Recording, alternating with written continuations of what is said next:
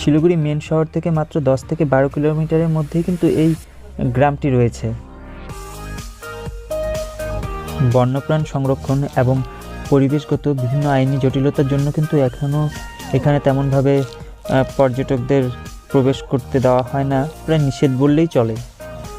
আমরা যেহেতু এখানে একটা হেলথ ক্যাম্প করতে আসি, তাই আমাদেরকে এখানে ঢুকতে অ্যালাউ করা হয়, নাহলে কিন্তু আমাদেরকেও ঢুকতে দেওয়া হতো না। জঙ্গলের মাঝখানে একটা সুন্দর রাধাকৃষ্ণের মন্দির দেখলাম।